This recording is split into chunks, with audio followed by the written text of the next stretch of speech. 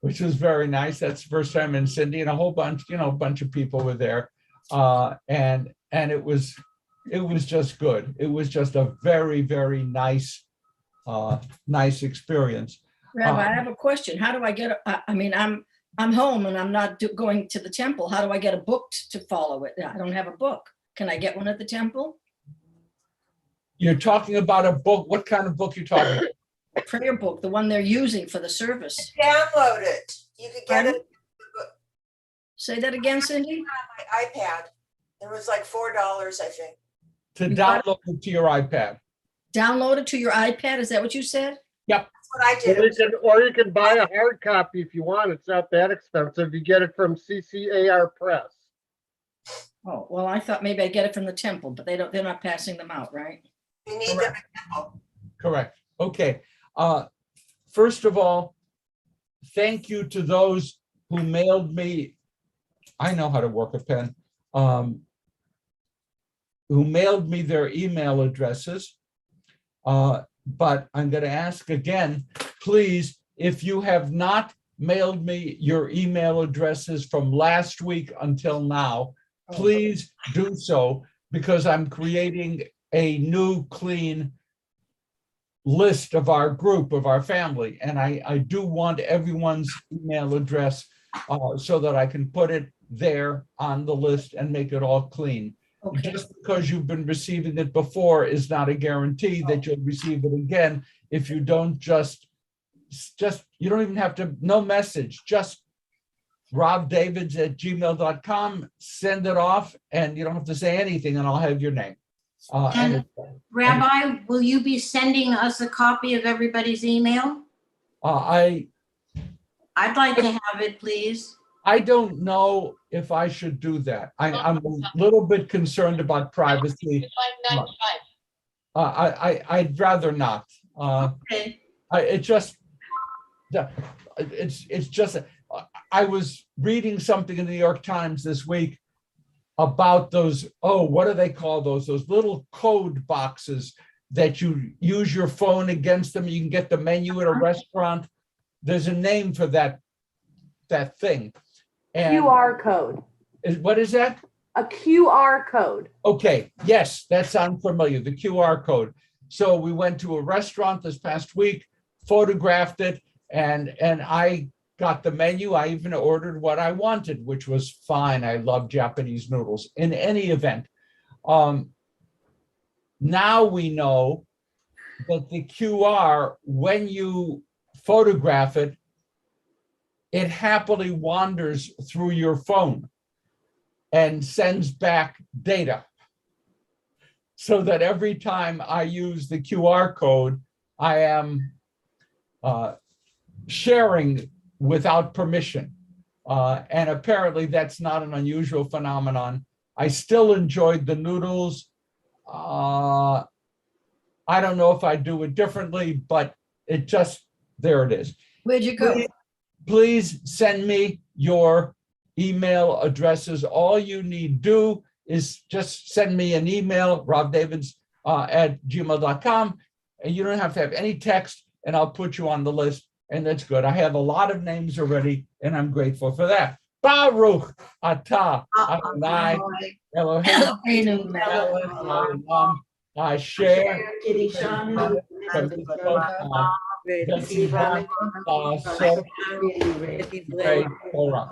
and Hannah Gohl, who is this kind of secret presence who lurks behind our screen, has posted my email address in the chat. Thank you, Hannah.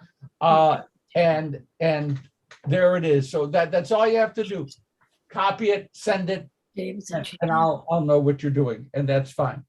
Next Friday evening, August 3rd, services are at Irmis this time, and it's a BYO dinner.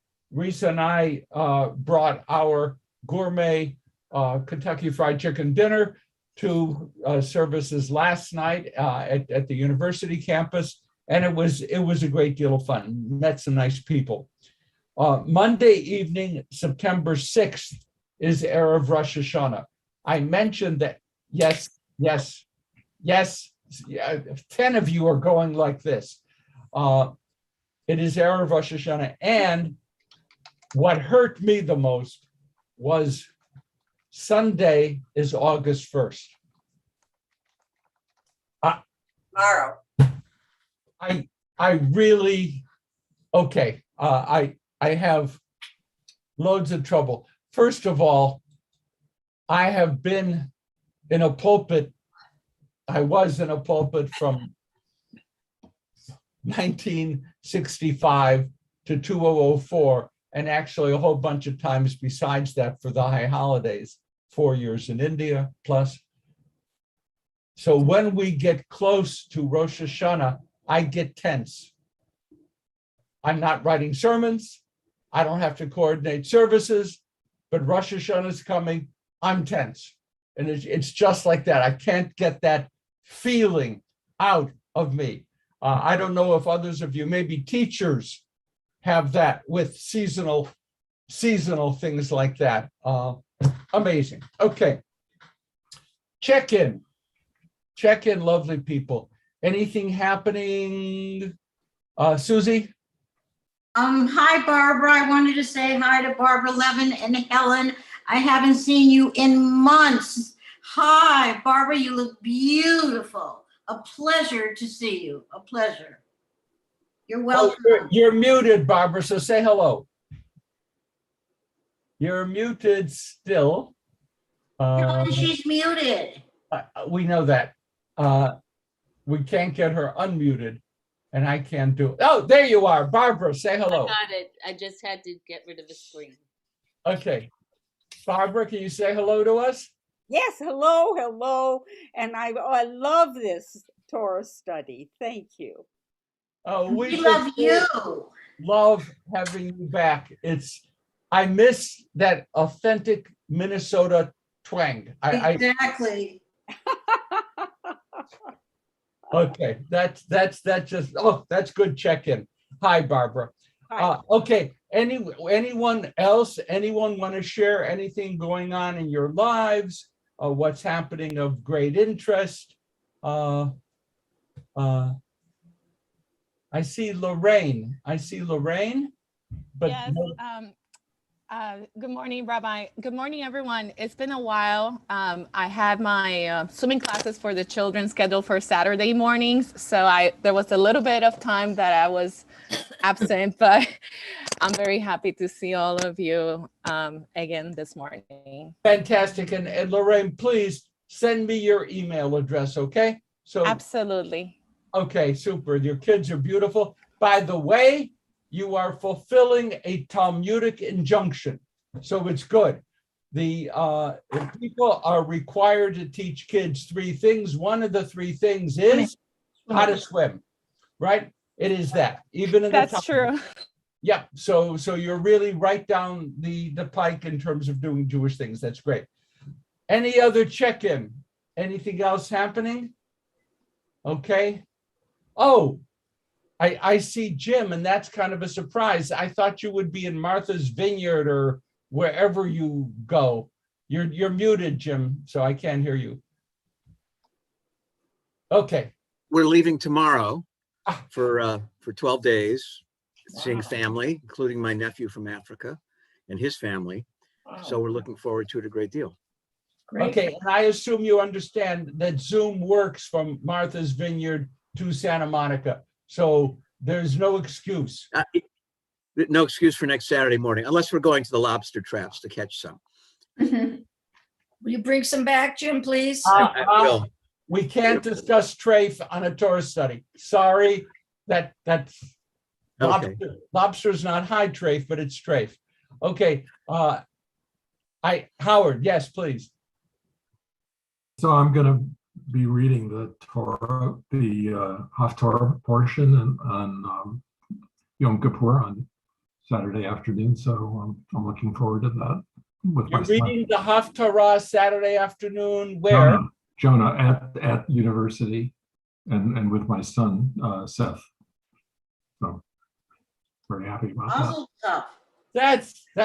That's great. Yes, that's great. That is the thing to share. Fantastic. Okay, last repeat, I won't say it again today. Please send me your email addresses so you can be on the list. I ran into Jill Dove last night. She was at services and she often comes to our sessions. And again, I hadn't seen Jill in person 16 months. And so that was very nice as well. Okay. Effie wants to know, we are in Deuteronomy chapter 8, verse 3. Deuteronomy chapter 8, verse 3. Now, remember, maybe someone can summarize briefly. There are just a few things that are clearly Deuteronomic. What are they? The clear overriding themes of Deuteronomy. By the way, it's so good to see all of you. I'm happy. Cindy. Moses' last day, and he's reminding everybody of the laws and the commandments. Okay, what are his big points? His last day.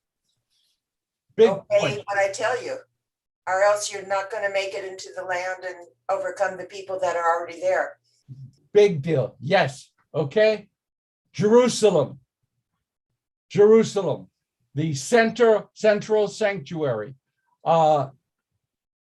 Very important. Anti-idolatry. Anti-idolatry. Very big. And you're going to see that over and over. And the third thing is something which many of us, and we'll get to it for a bit, have trouble with. Hi, Mona. Is reward and punishment. The soul that sinneth, it shall die. The quote, everyone gets punished for the sins they do. And that's read two ways. If you're suffering, you're a sinner. If you're a sinner, you're going to suffer. And that's typical of Deuteronomy. Those three things most especially. Jerusalem, anti-idolatry, and direct relationship between your situation and your level of keeping faith with God's rules, reward and punishment. If you will, the actual opening word, and I referenced this in the posting on Thursday evening, the second word of the Sedra, you don't have to go back to it, I'll just read it. V'haya Eikev tishma'un el hamishpatim ha'ela, English, and if you do obey these rules and observe them carefully, God will. And then there's a whole big long list. That means Eikev, direct relationship, cause and effect, our behavior, God's response, our situation, our relationship with God. Not a question. Please understand that this doctrine will be challenged later on by successive prophets. So you get to Jeremiah and others, and you have heard that your fathers your father's sinned and your teeth have been put on whatever on edge. No, no one gets impact from anyone else. Everyone lives by themselves and has a relationship. Now, we have to ask ourselves, this is a fundamental teaching of Deuteronomy. And are we comfortable with it? And do we believe it? I mean, if you study Deuteronomy at all, knowing that Deuteronomy is the umbrella under which all the rest of the Torah lives. That's a nice image. I'll use that again sometime.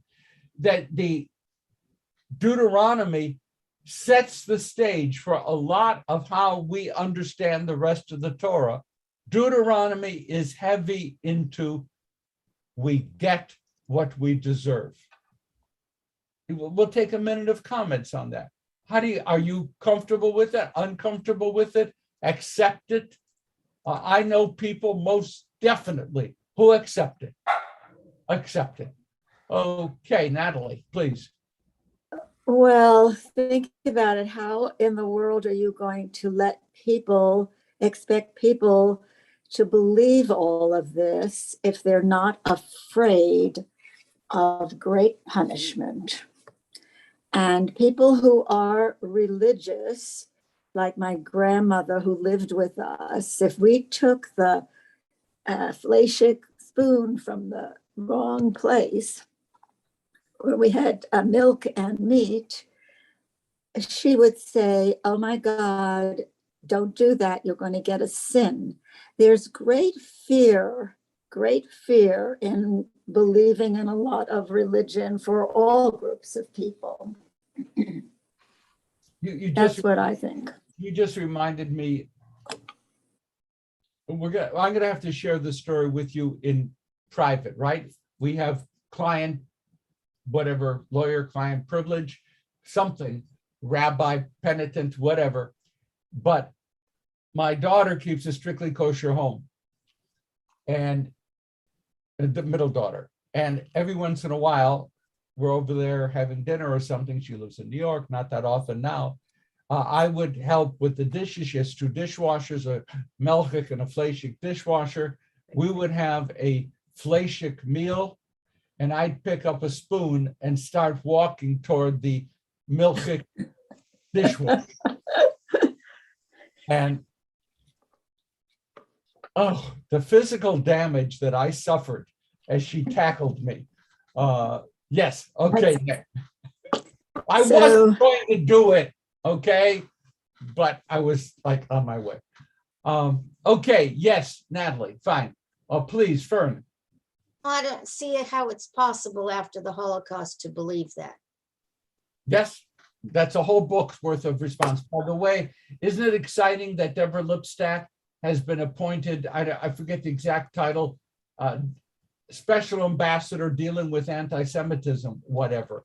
So here you have someone who is a total immersed specialist in Shoah, who is going to be the international representative of the United States dealing with anti-Semitism. It is a great appointment. Besides, she's a friend of mine. Yes, Howard. I just like to put out there, just throw it out that I think it looks to me like people that have religious faith and that believe in God have less fear than those of us who don't believe in anything. Yeah, and I can understand that. Your life is much more secure within the belief system. Absolutely, yes. Yes, they are comfortable in their system. Effie. Well, until a year and a half ago or so, I fully believe that if you do good, you'll get good. If you do bad, you'll get bad. But I'm having a lot of difficulties now understanding why I don't think I lived a bad life. I did wrong things, but the suffering I'm doing now is not commensurate with the way I live my life. We all understand, I think we all understand about Shuli and about what you're saying. And that's a challenge that is totally appropriate. It's a challenge. But then you have the problem, and this is what we're just opening. I want to get past it, but we have the problem of Deuteronomy is unequivocally clear. That is what goes on. And by the way, one of the responses to that the rabbis did, actually it's Second Temple and beyond, was to create this vast afterlife, that whatever suffering we have in this world, the Olam Hazeh, the Olam Haba, we will be in pure joy. And the afterlife was one of the ways to deal with what Deuteronomy says. Yes, yes. Okay, we're gonna move on. Any other new hands? And tomorrow, please. Yeah, as I understand Deuteronomy, it's not saying that each of us is judged by an individual act, but that it is, as a society, we get what we do. And in that sense, one would say that the Shoah didn't just happen.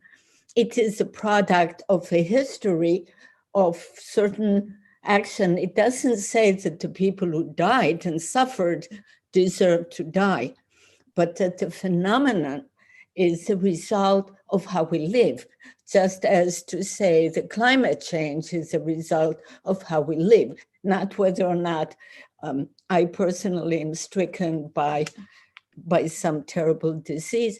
So it's a sense about communal responsibility, not really individual. If you put the spoon in the wrong place, God will strike you. No, but it's about the way of life. And Deuteronomy tries to create a society in which, through responsibility for ourselves, for each other, and for the world, we are able to prevent certain disasters. Thank you. Thank you as ever. Thank you very much. I'm going to move on, because I don't want to get yelled at by Effie. Okay. Deuteronomy 8:3, page 1230 in the Plow 1091 in the WRJ.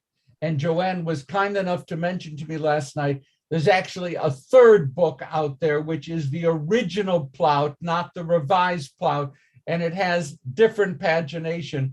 And I pleaded with her, I can't keep giving 3 different pages.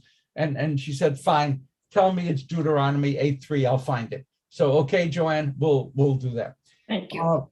Now, 8:3, this is what it says, and the stuff is interesting. 8:3. God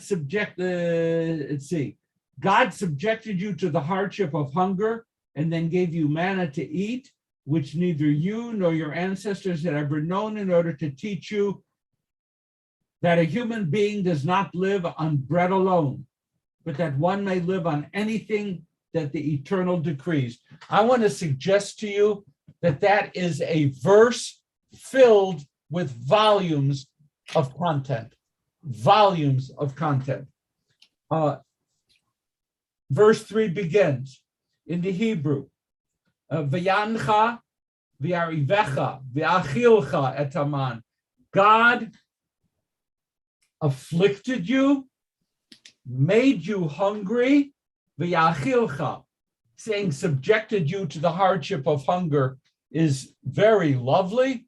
For me, the Hebrew, says pretty clearly, God made you hungry. That's English. God made you hungry, at a level which you have never known or your ancestors never knew, so that you could know, lo alechem levado yechia adam, a person does not live, actually, the old translation, a man does not live on bread alone. A person does not live by bread alone, but rather on that which comes out of the mouth of God does a human being live. Let's go into a few things here. Tell me about manna. Was it a blessing? 40 years, manna in the desert. Talk to me about manna. What do you know about it? What do you remember? I think that manna, I mean, it was bland, obviously. People weren't happy with it, but I can tell you that if I'm given some kind of food and that's all there is to feed me with, then I'm going to accept it. Yeah, but I bet you're going to be bored to tears. Well, yeah. But with my asthma being so bad right now, I'm bored to tears with most food.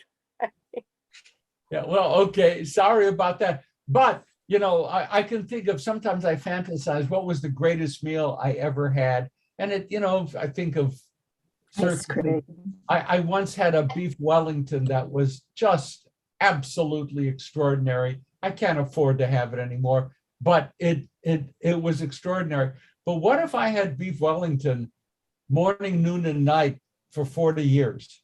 You get tired of it. Yeah, okay. Tell me more about manna. What were the rules about manna or manna? What were the rules? Okay, Pnina? You were supposed to pick up just enough for the one day and then no more than your portion. And some of them, and if you would have, it would go bad, or you won't be happy, or whatever it is, it's circumstances. On Friday. Enough for the one day. And on Friday, enough for Friday and Shabbat. That's it. Yep. Friday, you collect for double. Shabbat, nothing, and it all works out.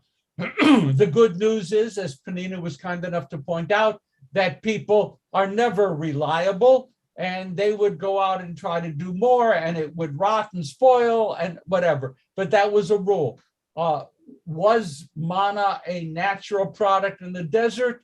There are all kinds of stories about that. I'm not going to go into it.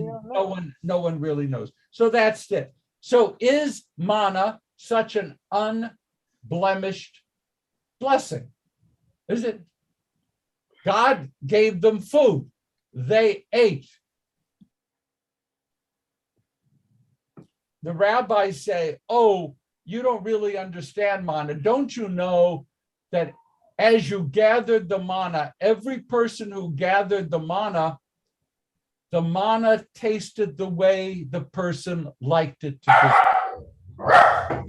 So if I wanted my manna to taste like beef Wellington or a nice fish, it would do that.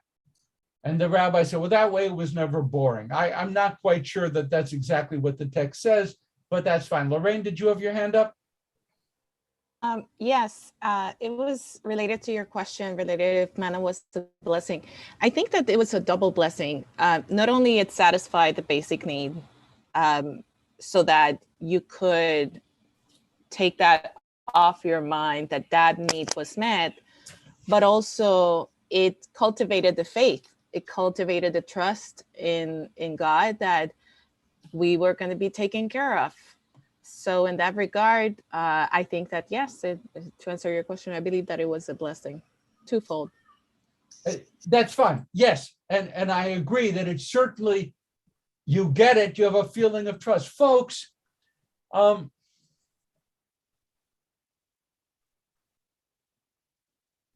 there is a blessing in the morning blessings, Birkot HaShachar, for the daily blessings we receive. Are we really aware of them? Are we aware we occupy a certain socioeconomic class, variety in the class, obviously, but we occupy where we are. Do we get up every morning and say, oh boy, here I am secure in the lower middle class, I'm comfortable, I have what I need, I have a house, the kids are going to college every day, thank God. Do we say that? No, Imara is saying, absolutely, I say that. Okay, fine. I believe you. But first of all, Mara, you turn over, you see Harvey, and you know your life is filled with blessing. Good. So that's correct. Oh, thank you. Harvey, you got past that. Now, when we first moved into our apartment here and we're looking straight out at the ocean in 2014, when we started living here full time, we had a hard time leaving the windows. It was just, look, there are waves, look, birds, oh, there's a dolphin, look, oh, And then we still do that, but we're living with the blessing. Would we still, it'll never happen, after 40 years of staring at the ocean every morning, every night, would we still feel that? No. We have clean clothes, we have neighbors, we have family. manna 40 years, it's hard to still be appreciative when you take it for granted. Take it for granted. There's oh, Mara, please. Go.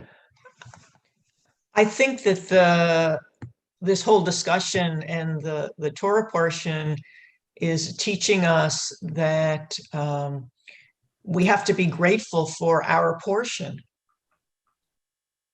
It is a powerful lesson, and it is very hard to grab hold of. You get in your car. I used to have a car. You get in your car and you turn the ignition on, off you go. All that went into making that car possible and in having it end up in your driveway. After a while, it's there. And you go to the doctor. Doctor says, here's a pill. Fine, good. 3 days later, you're great. Being appreciative takes work. Being appreciative takes real work. And in the manna situation, the people grumbled a great deal, and I can sort of empathize with them. Yeah,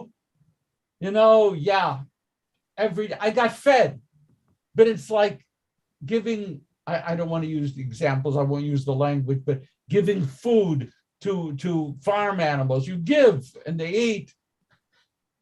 They don't think much about it. They go every morning, there it is. Our cat, if I happen to get up in the middle of the night, gets up in the middle of the night, does this amazing love thing, rubbing against my leg. Is this love? Actually, what she wants is to be fed. That's all. She knows, rub a leg, get food. Life is good. Life is good. It works out well. Now, there's so much more, but we're going to just move on. The verse is powerful. So God caused you to be hungry, which is a whole theological problem all by itself. God made you hungry. God afflicted you. God then gave you the cure. Good. Thank you for the smallpox and the vaccination. Fine. Okay, this is what it says. In order to teach you that a human being does not live on bread alone. Do you know the expression again in the old wrong language, man does not live on bread alone? Do you know that? Do you know that it's mainly associated with Jesus? Do you know that in Christian churches, man does not live by bread alone is a frequent statement of the spiritual richness of Jesus's teaching? Oops, it's in Deuteronomy. Okay, just as an interesting thing, you ask most Christian people that phrase, that's what Jesus stood for. And I assume that he did stand for that as a Jew. But it's here in Deuteronomy. And I wanted to point that out as well. What does this mean? Man doesn't, people, they don't live by bread alone. What does it mean, Steve? Well, I don't hear you yet. Okay, I think that's what separates man from animal. We don't just have instinct and reaction. We have minds that are intended to do something to better the world, and just eating and doing the other things that animals do are not enough, and that's not why we were put here. So worrying, if you're going to attach the sentence pieces, fragments together, God gave you manna, great. You got enough food, you ate every day, so you can forget about food and focus on the things that really matter. I mean, that would be as I would assemble the sentence, okay? Yeah.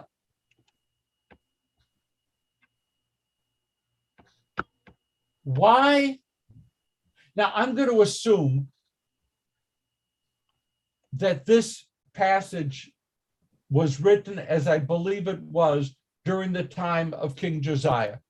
I am going to assume that it's a late First Temple writing.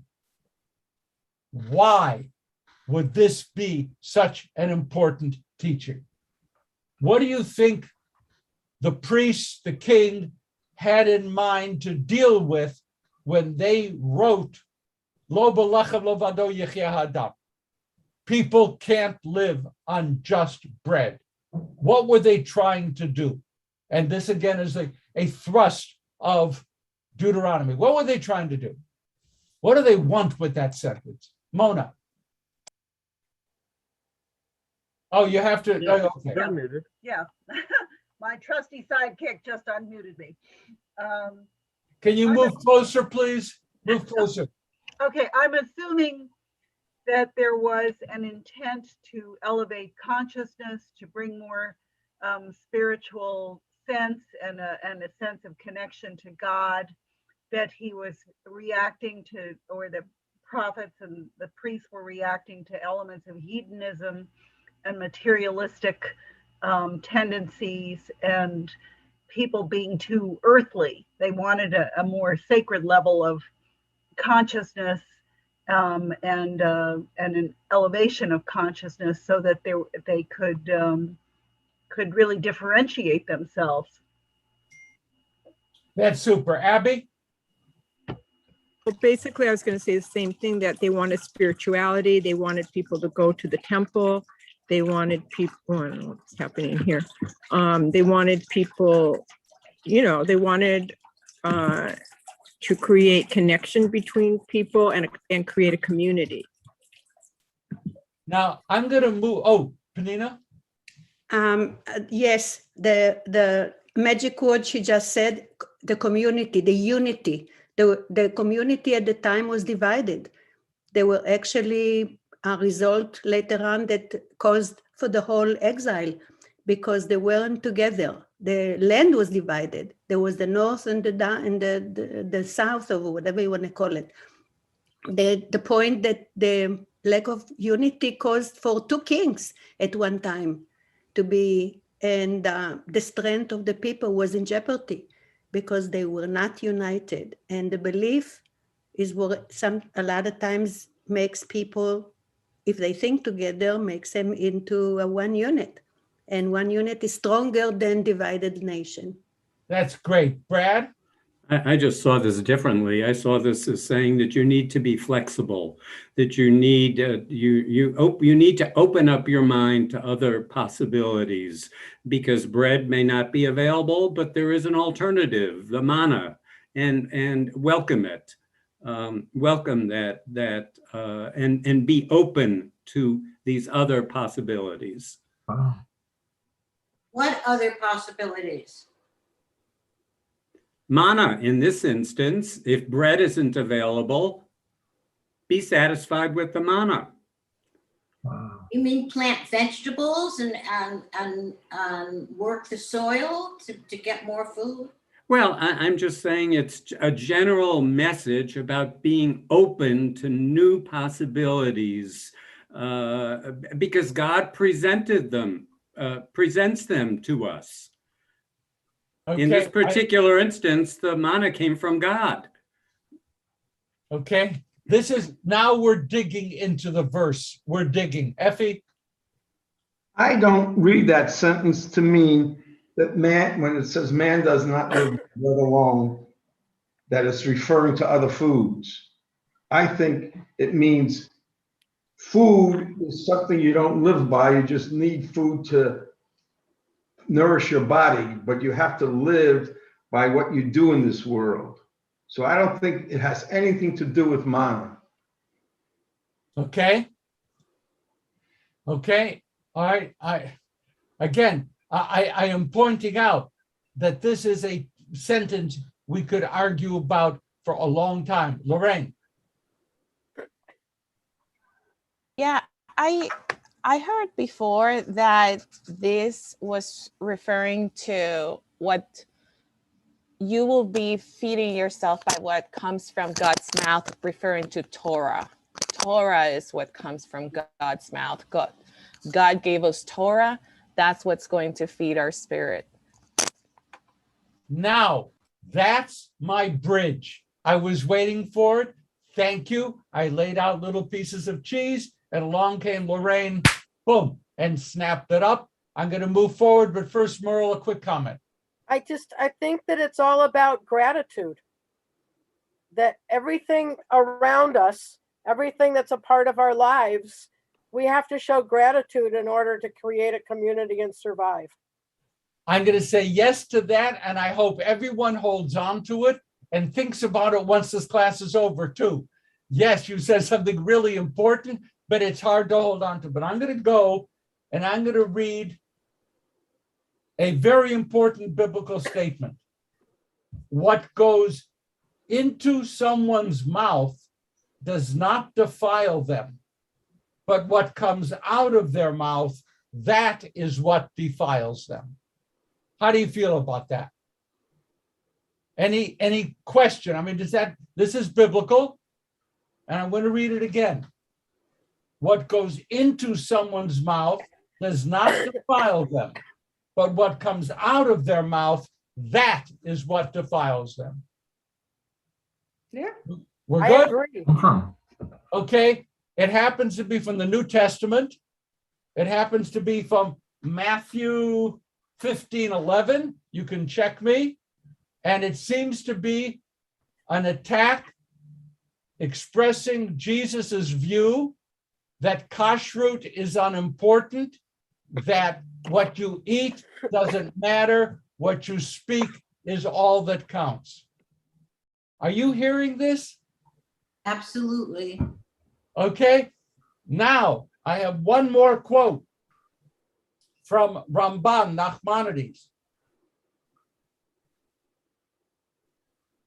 And after God found you to give you manna, God did that to make you aware that living by what comes out of God's mouth is all that is really important.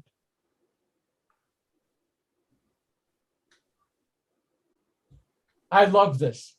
You have Matthew saying things which a lot of you, I was watching, were nodding your heads in approval.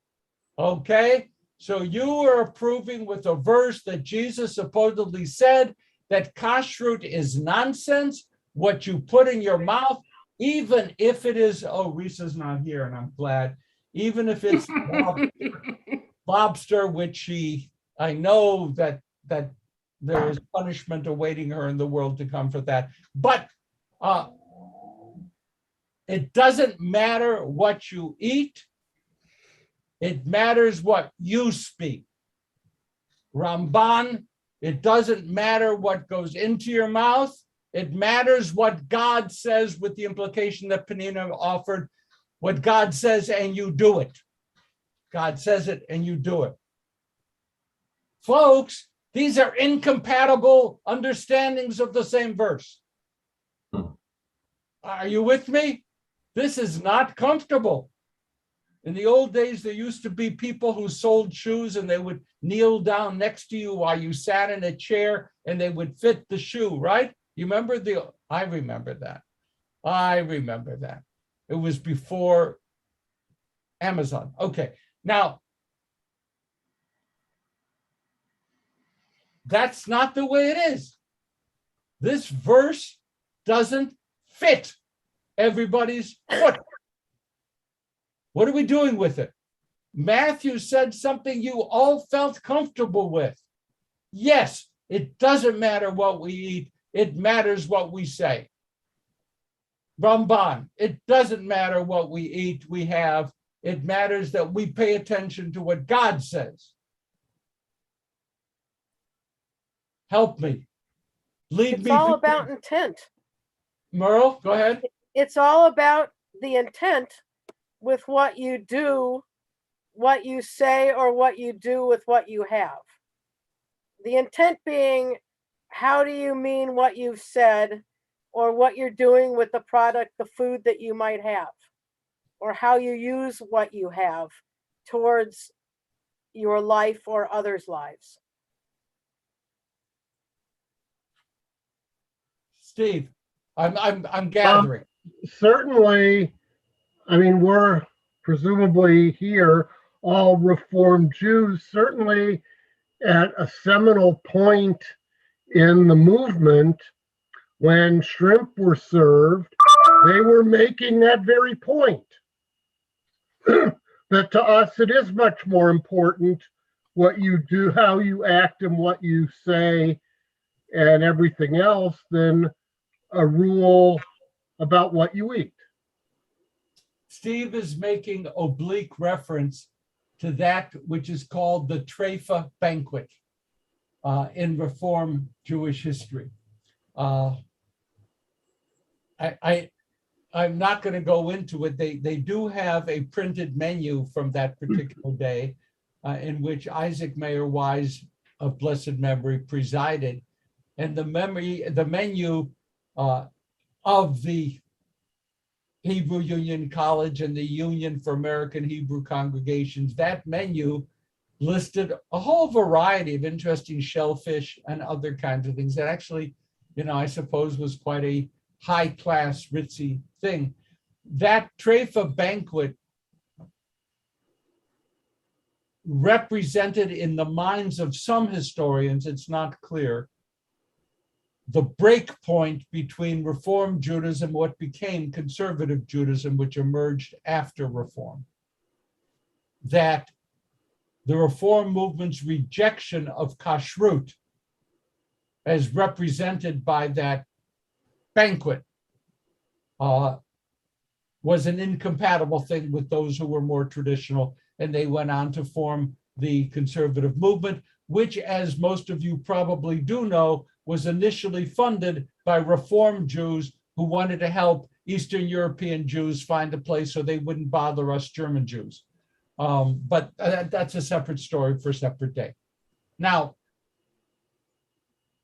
Matthew is saying that Jesus said that kashrut is unimportant in defining a spiritual life, a good life. I am going to suggest to you that that's not what the purpose of kashrut was all about. In a sense, we'd call it a straw horse. Say that kashrut, what you put into your mouth, is what makes you holy, special, and good in God's eyes. As if that were the point. From my perspective, the point of the laws of kashrut falls more into the category of community building, of setting up us and them, of boundary drawing. When I arrange a meal, restaurant, whatever,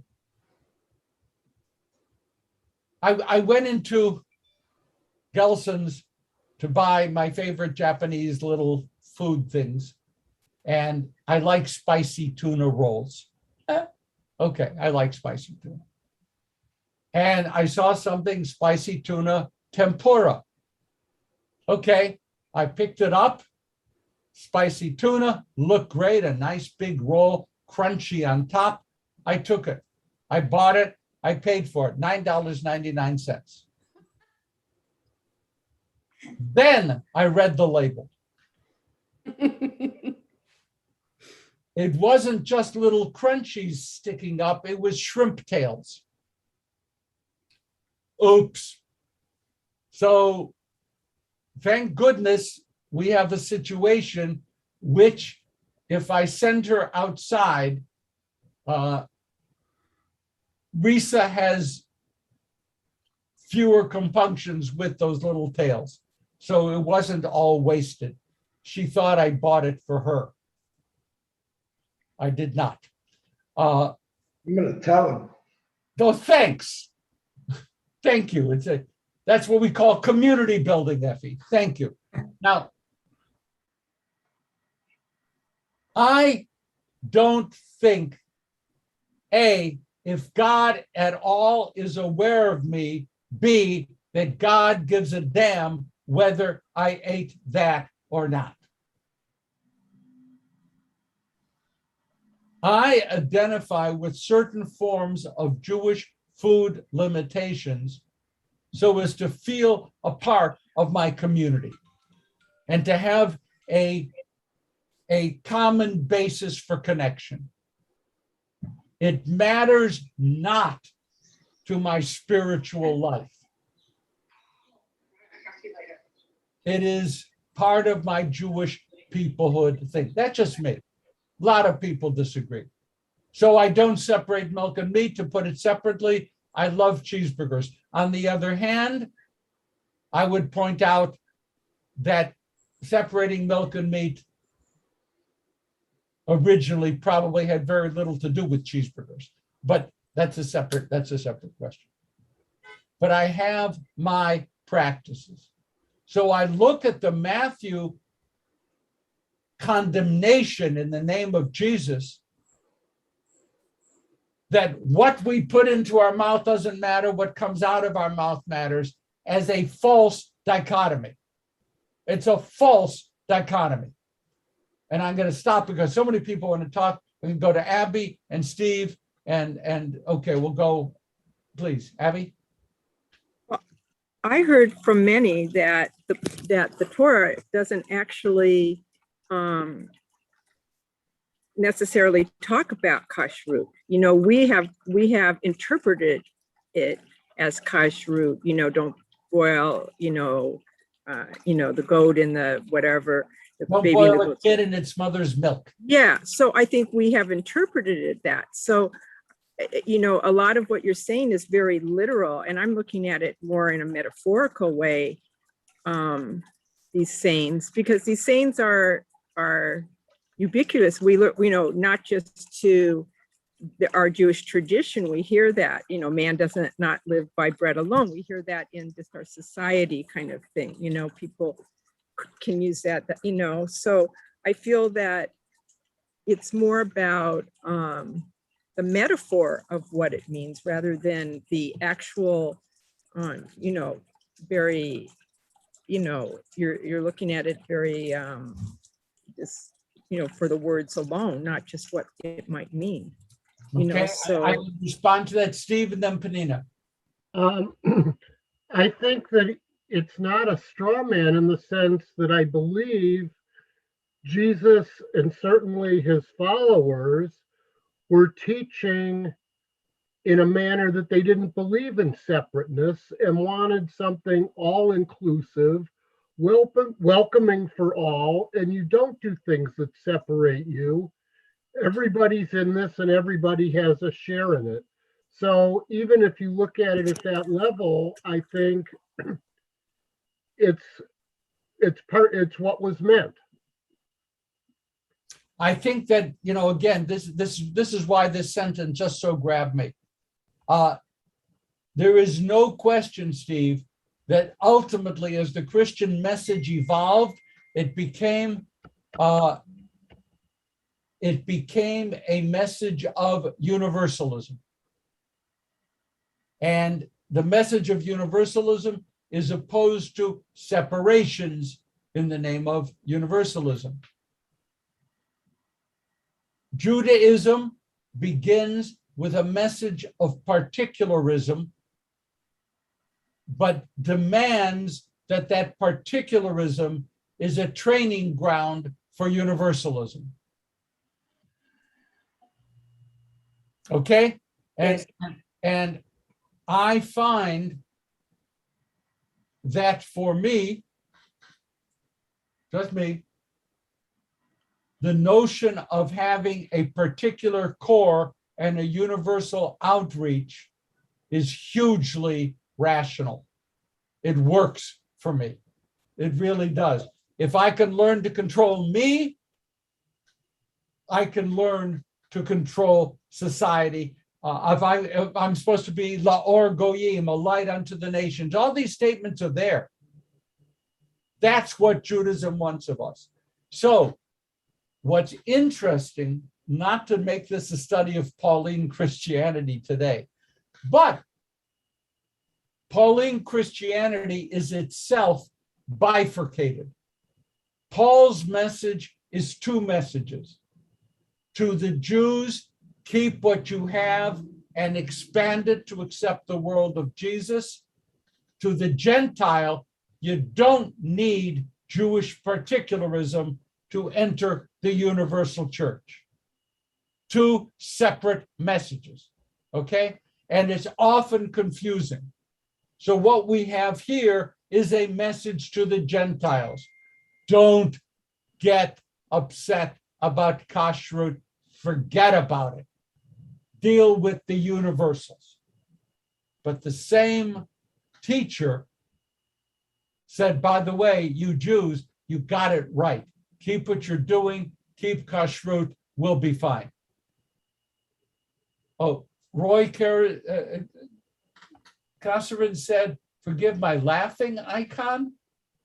What are you laughing about, Roy? You there? Where are you? Okay, I don't know. Okay, Penina. Okay, so I think the particular method that the laws of the kashrut was laid out to go into these details, I think they knew more than what we give them credit for. It's actually healthy. It's about your health. Not to eat fish that lives on garbage on the bottom of the sea. It's not as good as eating a fish that doesn't eat garbage, okay? The matter of choosing between which meat to eat and which not, and even the form that we eat it, that we salt it first to get all the blood out, that's healthier. People that are not Jewish chose to go to a kosher butcher many times, and I met them there because it was actually healthier. And we know that they knew about it because we know that they knew how to prevent people from catching leprosy from each other. They had more sense than we give them credit for. It's not just about being united. It's being in a mental understanding of things that might be actually not healthy for you. It's like people today spread information about health on the computers, but that time they had to be taught. And if you look and see, you know, the kashrut actually was meant to begin with, to teach them to stay healthy because they needed it. I will say that you and Maimonides agree. Thank you. Okay, so that's a good, I mean, that's, you know, okay. And I'm going to say that a huge number of people disagree with Maimonides. Okay. Okay, disagree. Been raising her hand all the time and you haven't called on her. Okay, but I am going to be doing the Kaddish list. I have to do that. I will do that happily. We did one verse, Effie, and we didn't come near to cracking it open. Okay, we didn't come near. There is so much in that verse. But now I would like to read the names of those who have passed away during the past month. Anat Ben Ishai, Norman Cohen, Maury Dickman, Marvin Frankel, Myron Mike Roberts, Ida Sondheimer, Tony Barrios Vega, Gabriel Weiss. Those who have died defending the United States of America. Yard sites that occurred during the past week. Naeem Afari, Paula Alter, Philip Anderson, Virgil Byler, Jeanette Bell, Moise Bergman, Phyllis Berkowitz, Sanford Berkeley, Betty Berman, Pauline Bernstein, Charlotte Blatteis, Max Block, Harry Bodick, Ben Boyer, Matt Koden, Myron Koretz, Hal Koski, Janetta Toledo, Ellie Ellison, Ralph Feinstein, Saul Furman, Helen Freeman, Joyce Frayne, Edwin Frischling, Lillian Udowitz-Gar, Jack Olindo, Adam Gittleson, Bernard Gottlieb, Leslie Handelsman, Arthur Hartman, Aaron Horowitz, Danny Inkelis, Ruth Inkelis, Murray Itzkowitz, Farouk Javaharian, Joe Kaplan, Ruth Kaplan, Albert Karmazin, Rose Kay, Belle Kessler, Diana Klein, Esther Klein, Theodore Kraut, Herbert Lehman, Sandra Lise Lerner, Margaret Lisak, Ellis Levy, Lottie Levy, Yoni Licht, Sidel Lynn, Harry Magner, Arnold Mullins, Jane Meyerson, Milton Nadich, Leonard Nates, Lauren Atreba, Jerry Newberg, Sina Knock, Rita Norton, Jordan Phillips, John Reisenbach, Erwin Richter, Harry Rosenberg, Florence Roth, Belle Royce, Jenny Rubens, Eva Ruvelson, Julia Sachs, Musa Saidfar, Rose Shapira, Roy Shapira, Paul Schneider, Jean Schrager, Jeanette Schumann, Fred Schwartz, Joe Sheldon, Rose Schomstein, Judy Ann Siegel, Joseph Seneko, Louis Sparrow, Anita Starkman, Joanne Stern, Pauline Stern, Alice Stewart, Benjamin Titleman, Dorothy Toman, Isaac Torbati, Nan Warshaw, Betty Wasser, Julius Wine, Elaine Zane. If there are any other names to be read and said out loud, please speak their names now. We acknowledge as well those who have died defending the state of Israel and those who have no one to say Kaddish for them. We join together as a community for the words of Kaddish. Yitgadal v'yitkadash Shemei Rabbah B'alma divra chirutei v'amlit malchutei v'chaye chon uvyom echon u'v'chaye dechol Beit Yisrael ba'agala uvizman koriv v'imru amen. Yehei shmei Rabbah mavorach li'olam li'omei amaya yitbarach v'yishtabach v'yitfa'ar v'yitromam v'yitnaseh v'yitadar v'yitalech v'yitalal shmei dekudisha barichu la'ela min kol birachata v'shirata tushbachata v'nechamata da'miran bi'alma v'imru amen. Yehi shlama rabba min shemaya v'chayim aleinu v'al kol Yisrael v'imru amen. Oseh shalom b'imromav hu ya'aseh shalom aleinu v'al kol Yisrael v'imru amen. This was great. Thank you. Thank you all very, very, very much. Thank you. Thank you. This was wonderful. Shalom. Thank you. Shabbat shalom. Shabbat Shabbat shalom. shalom, everybody. Shabbat shalom. Shabbat Everyone shalom. talk to everyone. Barbara, good to being with you. It's wonderful being with you. Yeah. It's wonderful. I put the instructions on how to get on, and I'm going to put it under her screen so that. Oh, Good, good, Perfect, Helen. Thank you. good, good. that's great. We have a nice community here. Hi, Lynn. Yes, we do. Yes, we Great do. group. Okay. Shabbat shalom, everybody. Shabbat shalom. Thank you. Shabbat shalom. Shabbat shalom. Shalom. Oh, this is really good. Okay. Send me your email addresses. All right. Bye.